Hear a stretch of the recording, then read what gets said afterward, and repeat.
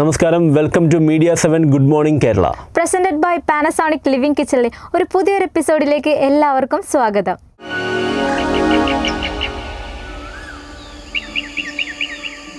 അപ്പോൾ എല്ലാവർക്കും ഒരു നല്ല ദിവസം ആശംസിക്കുകയാണ്. മേഘ, എങ്ങനെയുണ്ട് കാര്യങ്ങളൊക്കെ? നന്നായി പോകുന്നു. രാവിലെ എല്ലാം തിരക്കുകളും കാര്യങ്ങളൊക്കെ ആയിരുന്നു, വന്നപ്പോലും കൃത്യസമയത്ത് എത്താൻ പറ്റി. അതെ. അപ്പോൾ നമ്മുടെ നാഷണൽ അവാർഡുകളൊക്കെ പ്രഖ്യാപിച്ചിരിക്കുകയാണ്. നമ്മുടെ കേരളത്തിൽ നിന്നും, നമ്മുടെ മലയാളത്തിൽ നിന്നും നമ്മുടെ വിജയരാഘവൻ ചേട്ടൻ, ഉർവശി ചേച്ചിയൊക്കെ നാഷണൽ അവാർഡ് നേടിയിരിക്കുകയാണ്. സന്തോഷമുണ്ട്, അഭിമാനമുണ്ട്. പക്ഷേ നിങ്ങൾക്ക് എന്താണ് തോന്നുന്നത്? അർഹതപ്പെട്ടവർക്ക് മാത്രമാണോ അവാർഡ് കിട്ടിയിരിക്കുന്നത്? അർഹതപ്പെടാത്തവർക്ക് കിട്ടിയിട്ടുണ്ടോ? അങ്ങനെ ഒരു ആക്ഷേപം പൊതുവെ ഉയർന്നു വരുന്നുണ്ട്. എല്ലാ വർഷങ്ങളിലും ഇത് കാണാറുണ്ട്. ഈ പെർഫോമൻസ് കണ്ടില്ല, നിങ്ങൾ ആ പെർഫോമൻസിനാണോ കൊടുക്കുന്നത്? അങ്ങനെ കുറേ ആക്ഷേപങ്ങൾ എല്ലാ വർഷവും നാഷണൽ അവാർഡിലായാലും സ്റ്റേറ്റ് അവാർഡിലായാലും ഒക്കെ നമ്മൾ കാണാറുണ്ട്. പക്ഷേ ഈ വർഷം, ഇത്തവണ അത് കുറച്ച് കൂടിയതുപോലെ. എന്ന് വെച്ചാൽ ഇപ്പം തന്നെ നമ്മുടെ കണ്ടുവെക്കുന്ന പ്രേക്ഷകർ വരെ പറയുന്നുണ്ട്, കൃത്യമായല്ല, അർഹതപ്പെട്ടവർക്കല്ല ആ ഒരു അവാർഡ് ലഭിച്ചതെന്ന് തന്നെ പറയുന്നുണ്ട്. അപ്പോൾ നമ്മുടെ ഉർവശി ചേച്ചി, എക്സാമ്പിൾ നമ്മുടെ ഉർവശി ചേച്ചി അതിനെതിരെ ശക്തമായിട്ട് പ്രതികരിക്കുക, മികച്ച ഒരു അഭിനയമായിരുന്നു നമ്മൾ ഉള്ളൊഴുക്കിൽ കാഴ്ചവെച്ചത്. ആദ്യം തന്നെ അച്ചുവിൻ്റെ അമ്മ സിനിമ ചെയ്തപ്പോഴും അതിലും സഹനടിക്കായിട്ടാണ് ആ ഉർവശി ചേച്ചിക്ക് അവാർഡ് ലഭിച്ചത്.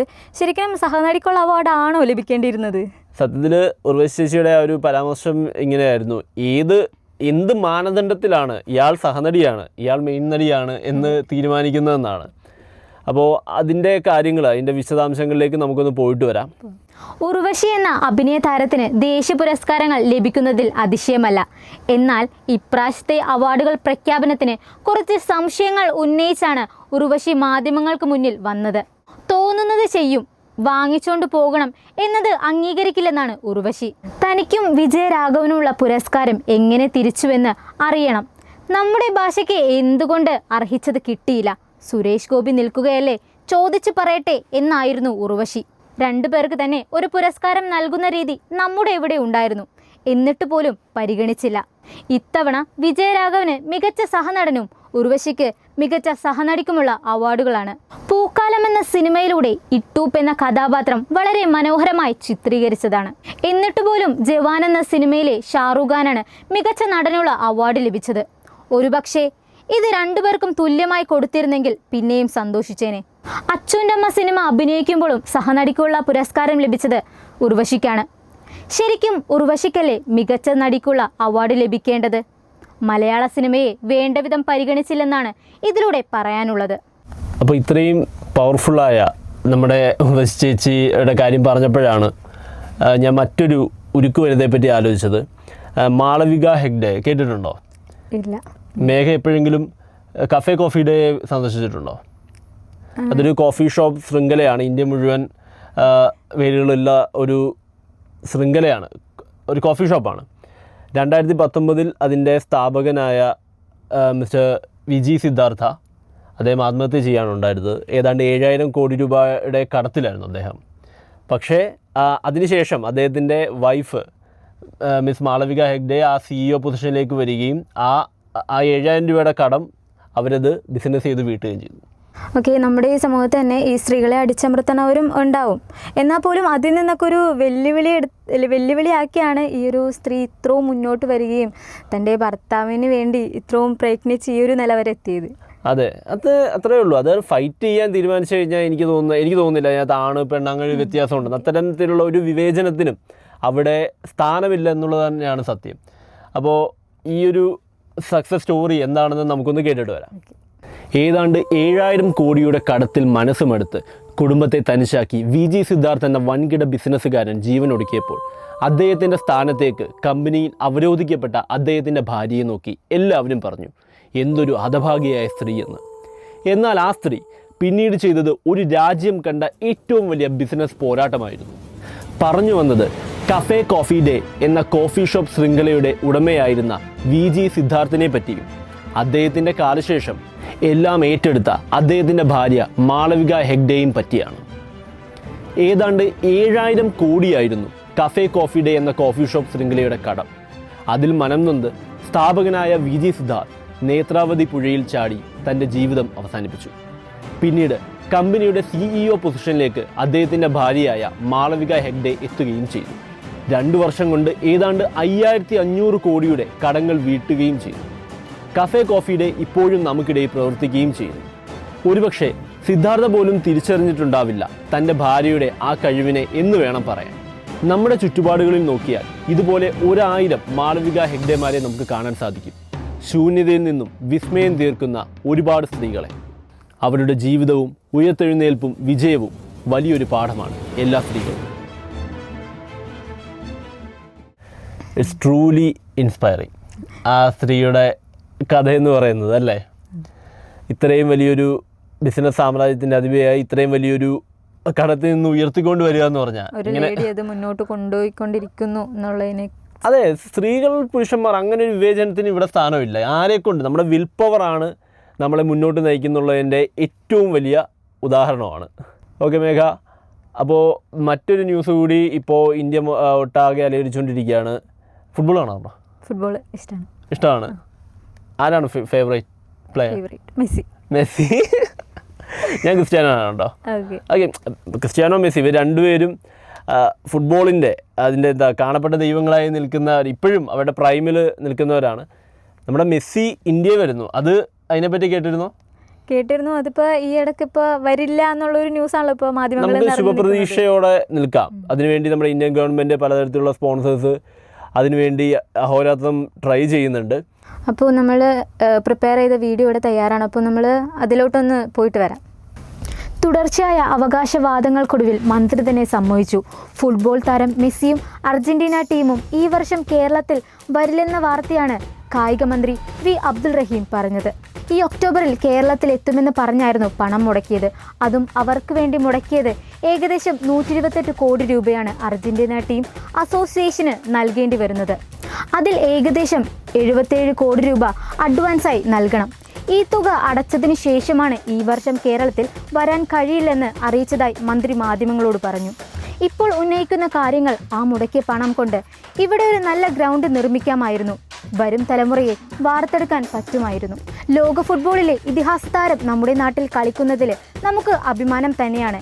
എന്നാൽ എത്ര പേർക്കാണ് ഈ കളി കാണാനും കൂടെ കളിക്കാനുമുള്ള ഭാഗ്യമുണ്ടാവുക? അതിനു പകരം അവർക്ക് വേണ്ടിയുള്ള അടിസ്ഥാന സൗകര്യങ്ങൾ എത്തിച്ചു കൊടുക്കുക എന്നതാണ് ഇപ്പോൾ ചെയ്യേണ്ടത്.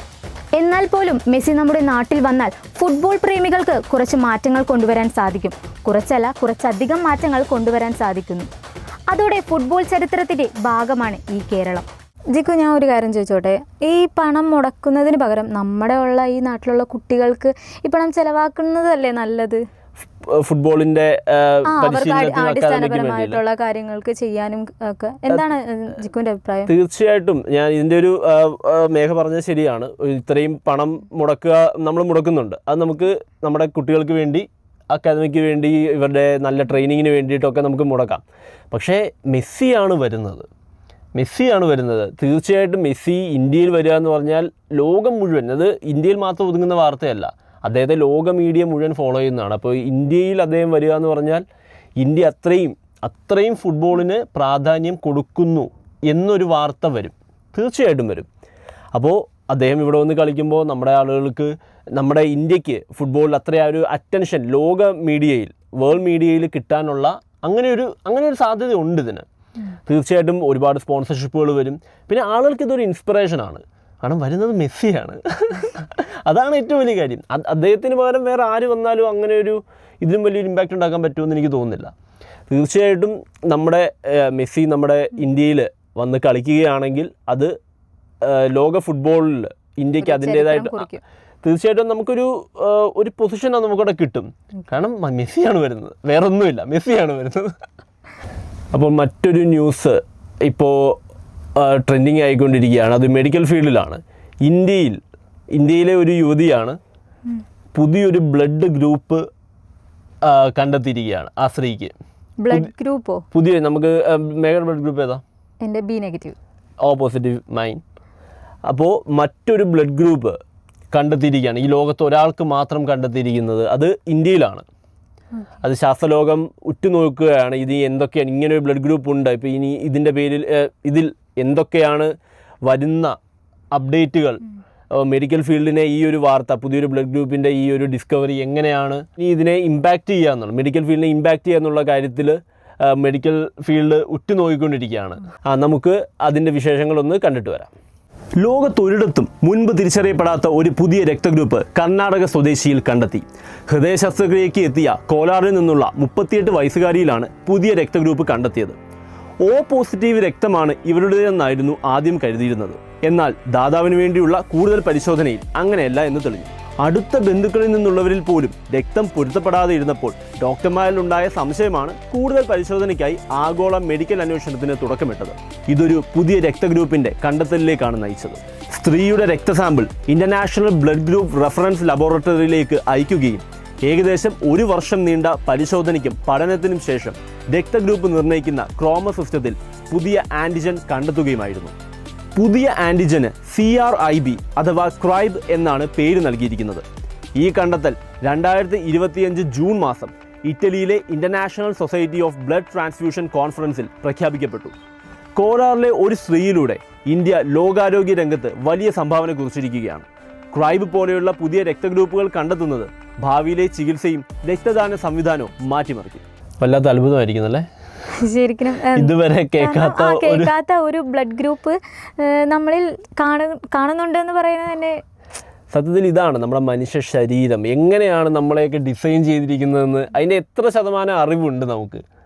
ഓരോ തവണയും ഓരോ ദിവസവും പുതിയ പുതിയ അറിവുകൾ വന്നുകൊണ്ടിരിക്കും. നമ്മൾ ഇത്രയും കാലം കണ്ട ഒരു blood group O positive O negative ഒന്നും അല്ല, ഇനി മറ്റൊരു ആൻറ്റിജൻ നമ്മുടെ ശരീരത്തിലുണ്ട്. അതായത് മനുഷ്യ രാശിയിൽ അത്തരമൊരു ആൻറ്റിജൻ കൂടി ഉണ്ട്. അതൊരു പുതിയ അറിവാണ്. എത്ര സർപ്രൈസിങ് ആണ് സത്യത്തിൽ. ഇതിപ്പോൾ നിലവിൽ ഒരാൾക്കാണ് സ്ഥിരീകരിച്ചത്. അതെ, അത് നമ്മുടെ ഇന്ത്യയിൽ കോലാർ കർണാടകയിൽ നിന്നുള്ള ഒരു 38കാരിക്ക് മറ്റാർക്കും അത് ഔദ്യോഗികമായിട്ട് അവർ പ്രഖ്യാപിക്കുകയും ചെയ്തു. അപ്പോൾ ഇന്നത്തെ ഗുഡ് മോർണിംഗ് കേരള നമുക്ക് ഇവിടെ വൈൻഡപ്പ് ചെയ്യാൻ സമയമായിരിക്കുകയാണ്. നമ്മുടെ നാഷണൽ അവാർഡ് വിന്നേഴ്സിനെ പറ്റിയും പുതിയൊരു ബ്ലഡ് ഗ്രൂപ്പ് കണ്ടുപിടിച്ചതിനെ പറ്റിയും പിന്നെന്താ വിജയത്തിനെ പറ്റി, അതെ, ഒരു വിജയഗാഥയെ പറ്റിയും പിന്നെ നമ്മുടെ ഫുട്ബോൾ ഇതിഹാസമായ മെസ്സിനെ കുറിച്ചൊക്കെ നമ്മൾ ഈ ഒരു എപ്പിസോഡിൽ നമ്മൾ സംസാരിച്ചിരുന്നു. എല്ലാം സത്യത്തിൽ ഒരു പോസിറ്റീവായിട്ടുള്ള ന്യൂസാണ് ഇതെല്ലാം. തീർച്ചയായിട്ടും ഇതുപോലെ പോസിറ്റീവായൊരു ദിവസവും നിങ്ങൾക്ക് ഞങ്ങൾ ആശംസിക്കുകയാണ്. അപ്പോൾ വൈൻഡപ്പ് ചെയ്യാൻ സമയമായി. Okay, here we are signing off from Media 7 Good Morning Kerala. Presented by Panasonic Living Kitchen.